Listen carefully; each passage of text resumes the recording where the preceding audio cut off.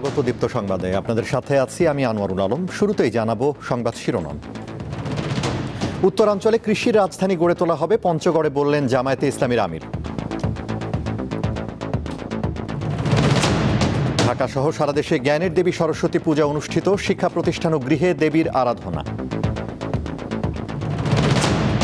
BPL এর শিরোপা নির্ধারণী ম্যাচ সন্ধ্যা ৬টায় চট্টগ্রামের মুখোমুখি হবে রাজশাহী ওয়ারিয়র্স।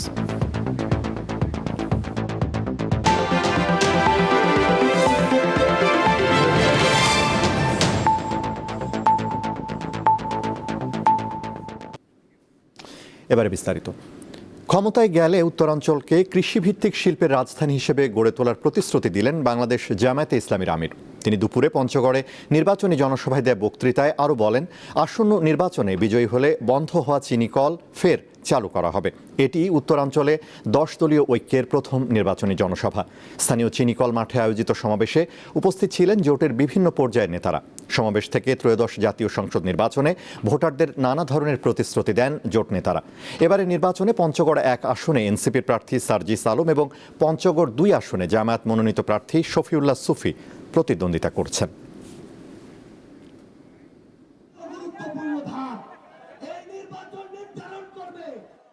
গোটা উত্তরবঙ্গকে কৃষিভিত্তিক শিল্পের রাজধানী বানাতে চায়। বন্ধ চিনিকল খোলা দিতে চাই। শ্রমিকদেরকে কর্মক্ষেত্রে আমরা ফিরিয়ে নিতে চাই। ভাই, আমাদের কাছে কোনো কার্ড নাই। আপনারা সবাই ভাই বোনেরা আমাদের কার্ড। আপনাদের বুকে আমরা একটা ভালোবাসার কার্ড চাই। আপনাদের সমর্থন, দোয়া, ভালোবাসা দিয়ে আগামীতে বেকার এবং দায় দয়া মুক্ত একটা বাংলাদেশ আমরা করতে চাই। এবার ভোটের মাঠের আয়োজন, নির্বাচন পথে পথে।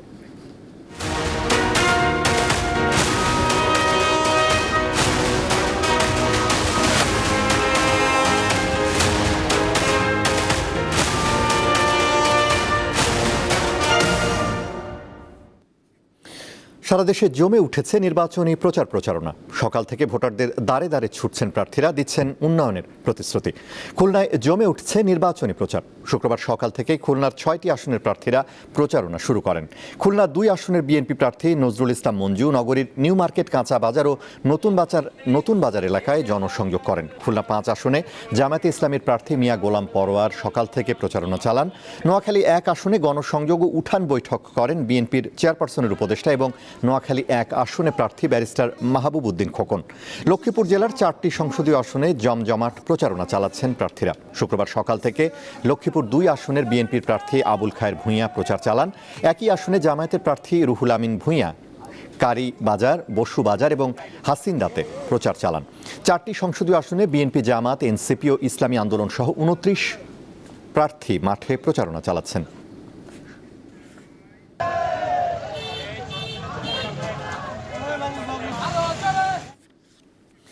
দর্শক, নির্বাচনী প্রচারণার খবর জানাতে কুমিল্লা থেকে যোগ দিচ্ছেন সহকর্মী জহিরুল মোহসান। কথা বলবো তার সঙ্গে।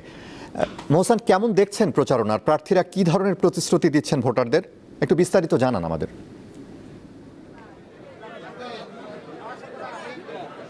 আনারুল, সারা দেশে কিন্তু নির্বাচনের যে প্রচারণা সেটা কিন্তু একেবারে জমে উঠেছে। আমি এখন রয়েছি দীপ্ত টিভির বিশেষ আয়োজন নির্বাচন পথে পথে নিয়ে কুমিল্লা 6 আসনে। আমার সাথে কুমিল্লা 6 আসনের যে প্রার্থী মনিরুল হক চৌধুরী, তিনি রয়েছেন বিএনপি মনোনীত প্রার্থী।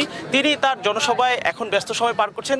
সেই সময়ের মধ্যে আমাদেরকে কিছু সময় দিয়েছেন এবং ওনার কাছে আমি প্রথম যে প্রশ্নটা জানতে চাইবো, আসলে দীর্ঘ সময় পর আসলে আপনারা স্বতঃস্ফূর্তভাবে ইলেকশনে অংশ নিচ্ছেন এবং এবারের ইলেকশন অনেক গুরুত্বপূর্ণ বলা হচ্ছে এবং বিএনপির যে চেয়ারম্যান তারেক রহমানও বারবার বলছিলেন যে এবারের ইলেকশন বেশ গুরুত্বপূর্ণ। তো আপনাদের এবারের ইলেকশন ঘিরে প্রস্তুতিটা কেমন? প্রথম কথা হলো, জাতীয় গুরুত্বের প্রশ্নে এই আমাদের জন্য জাতির ভাগ্য নির্ধারণে 2টি নির্বাচন হয়েছে। একটি 70-এ মুক্তিযুদ্ধ করব কিনা, এবার নির্বাচন হচ্ছে এই জাতিকে বাঁচাবো কিনা জনাব তারেক রহমানের নেতৃত্বে। জাতীয় ঐক্য প্রতিষ্ঠা করে এই নির্বাচনে নির্বাচিত সরকার প্রতিষ্ঠার লক্ষ্যে আমরা এই নির্বাচনে অংশগ্রহণ করছি এবং নির্বাচন জমে উঠেছে। নির্বাচন সম্পর্কে আমাদের দায়িত্ববোধের প্রমাণ কুমিল্লা 6। কুমিল্লা 6 আমার পাশে বসা ইয়াসিনে আমার প্রতিদ্বন্দ্বী ছিলেন। আমার পক্ষে যখন সিদ্ধান্ত এসছে চূড়ান্ত বিচারে জনাব ইয়াসিন আমাকে প্রার্থী হিসেবে মেনে নিয়েছেন, আমি তাকে সহকর্মী হিসেবে বেছে নিয়েছি।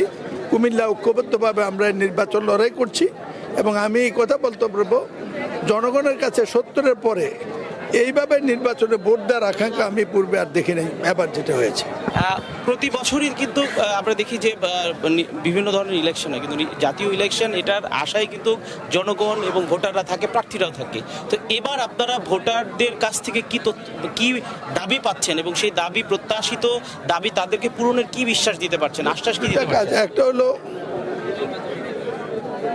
17 বছরে দেশের মধ্যে যে অপকর্ম হয়েছে তা পরিষ্কার করে একটি নির্বাচিত সরকার পরিষ্কার, সৎ প্রফেশন কায়েম, উন্নয়নমুখী রাজনীতি, দেশ বাঁচাও রাজনীতি, দিন দেশ ও জাতি, আবার বলি দিন দেশ ও জাতি রক্ষার আন্দোলনে বিএনপি যে লড়াই শুরু করেছে জনক্রমে, সেই লড়াই এই নির্বাচনের মধ্যে চূড়ান্ত অভিসারে পৌঁছাবে।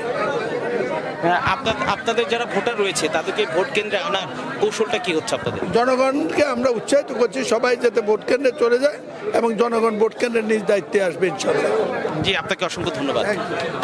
আনারুল, আপনাকে যেটা বলছিলাম, আসলে এখানে যে কুমিল্লা 6 আসনের নির্বাচন, সেই নির্বাচনের প্রচারণায় আমি যদি একটু দেখাতে চাই যে এই নির্বাচনী প্রচারণা বেশ জমে উঠেছে এবং আমরা যে প্রার্থীর সাথে কথা বলছিলাম তিনি বলছিলেন জনগণের প্রত্যাশা তিনি পূরণ করবেন এবং যে নির্বাচন ভোটাররা ছিলেন। জি মোহসান, আপনাকে ধন্যবাদ। কুমিল্লা থেকে নির্বাচনের প্রচারণার খবর জানাচ্ছিলেন সহকর্মী জহিরুল মোহসান। পুষ্পার্ঘ্য আর অঞ্জলিতে পূজিত হলেন জ্ঞানের দেবী সরস্বতী। সকাল থেকে রাজধানী সহ দেশের বিভিন্ন শিক্ষা প্রতিষ্ঠান এবং গৃহে আরাধনা করা হয় দেবীর। ঢাকা বিশ্ববিদ্যালয়ের জগন্নাথ হলে এবছর চারুকলা এবং মূল মন্দির সহ ৭৪টি মণ্ডপে পূজা অনুষ্ঠিত হয়। জ্ঞান ও সুরের দেবী সরস্বতীর আরাধনায় ঢাকা বিশ্ববিদ্যালয়ের জগন্নাথ হলে ব্যস্ত হয়ে ওঠেন ভক্তরা। কুয়াশা মাখা ভোর কাটতে না কাটতেই শুরু হয়ে যায় পূজা। সেই সঙ্গে পুষ্পার্ঘ্য আর অঞ্জলি নিবেদনের পর চরণামৃত নিয়ে উপবাস শেষ করেন ভক্তরা। সনাতন ধর্মাবলম্বীদের অন্যতম ধর্মীয় উৎসব সরস্বতী পূজা। শাস্ত্রীয় বিধান অনুসারে মাঘ মাসে শুক্লপক্ষের পঞ্চমী তিথিতে সরস্বতী পূজা করা হয় সাধারণ আচার অনুষ্ঠান মেনে। সাদা আবির, আমের মুকুল, দোয়াত, কলম, জবের শীষ, বাসন্তী রঙের গাঁদা ফুলের উপাচারে পূজিত হন দেবী। তাই তো শিক্ষার্থীরা দেবীর কাছে জ্ঞান প্রার্থনা করেন। মা সবাইকে সুবুদ্ধি এবং সুজ্ঞান দান করুক এবং সবার মধ্যে একটা দীপ্তির আলো প্রকাশ করুক, যাতে সবাই সুজ্ঞানে এই পৃথিবী বা দেশটাকে ভালোভাবে প্রেজেন্ট করে, সেইটাই আমরা মা সরস্বতীর কাছে চেয়েছি। পারিবারিকভাবে ছোট করে করা ওটা আলাদা ব্যাপার, কিন্তু এখানে যখন সবাই করতেছি ওটা আসলে একটা আমাদের জন্য একটা আলাদা আবেগের স্থান।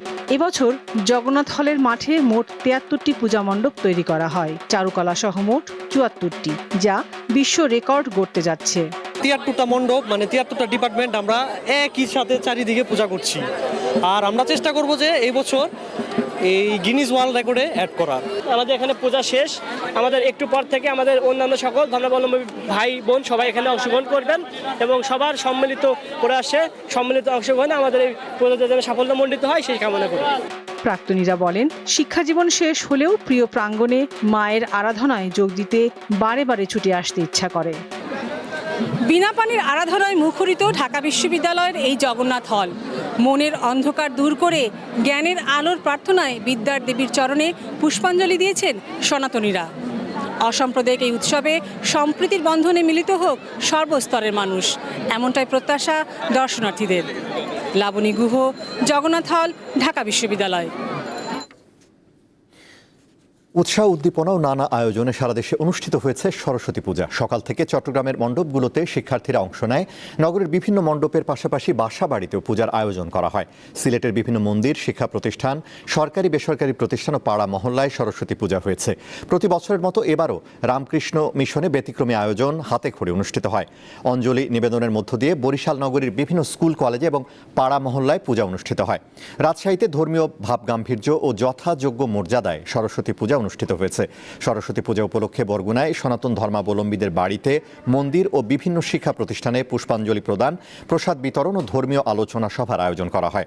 রাজবাড়ির শেরেবাংলা বালিকা উচ্চ বিদ্যালয়ে উদযাপিত হয়েছে সরস্বতী পূজা।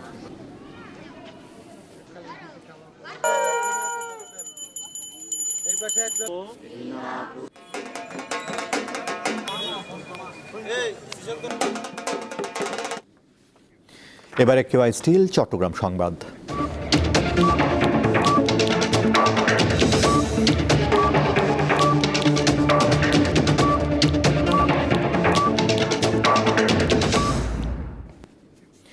উন্নয়ন কর্মকাণ্ডে অগ্রাধিকার এবং কৃষির সাথে শিল্পের সমন্বয় করা গেলে সীতাকুণ্ড বদলে যাবে বলে মন্তব্য করেছেন চট্টগ্রাম ৪ আসনের বিএনপি প্রার্থী আসলাম চৌধুরী।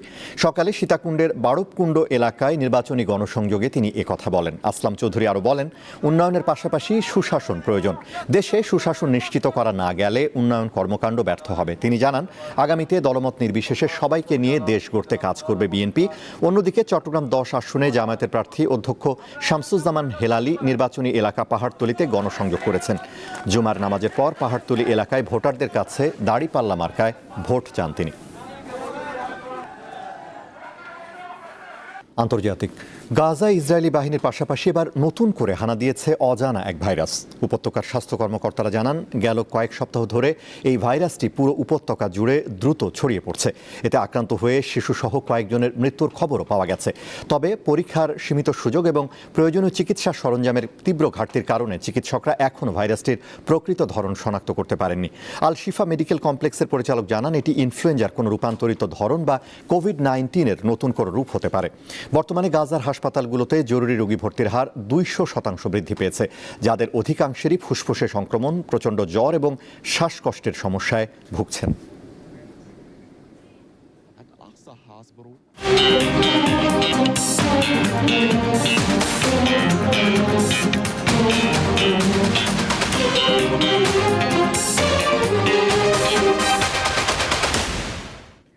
খেলার খবর, আজ পর্দা নামছে বিপিএলের দ্বাদশ আসরের শিরোপা নির্ধারণী ম্যাচে সন্ধ্যা ৬টায় চট্টগ্রাম রয়্যালসের মুখোমুখি হবে রাজশাহী ওয়ারিয়র্স। টুর্নামেন্টের প্রথম কোয়ালিফায়ারে রাজশাহীকে ৬ উইকেটে হারিয়ে ফাইনালে ওঠে তারা। এর আগে কখনো শিরোপা ঘরে তুলতে পারেনি চট্টগ্রাম। এবার তাদের লক্ষ্য শিরোপা জয়। অন্যদিকে টুর্নামেন্টের শুরু থেকে দারুণ খেলা রাজশাহী ওয়ারিয়র্স দ্বিতীয় কোয়ালিফায়ারে সিলেট টাইটান্সকে হারিয়ে ফাইনাল নিশ্চিত করে।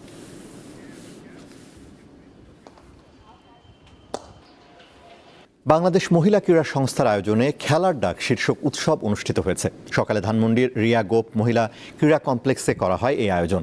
এতে archery, tennis, basketball, cricket, football, golf, দাবা, বক্সিং, ব্যাডমিন্টন খেলার সাথে পরিচয় করিয়ে দেওয়া হয় শিশু কিশোরদের। বিভিন্ন স্কুল থেকে ৭৫ জন শিক্ষার্থী অংশ নেয় অনুষ্ঠানে। উপস্থিত ছিলেন সংস্থাটির সভানেত্রী ব্যারিস্টার সারওয়াত সিরাজ শুক্লা, সহ সভানেত্রী ডাক্তার ইসমাত আরা লিটা ও সাধারণ সম্পাদিকা ফিরোজা করিম নেলি।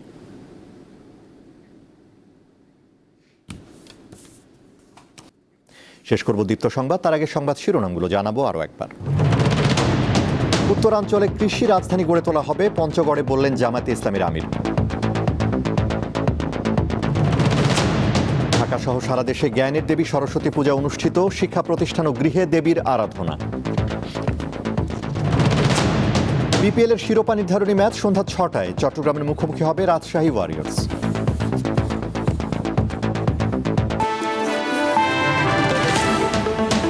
এই ছিল এখনকার মতো আমাদের পরবর্তী দীপ্ত সংবাদ সন্ধ্যা ৬টা ৪০ দেখার আমন্ত্রণ। এছাড়া আরও তথ্য বিনোদনের খবর পেতে যুক্ত থাকুন দীপ্তর ডিজিটাল প্ল্যাটফর্মগুলোতে।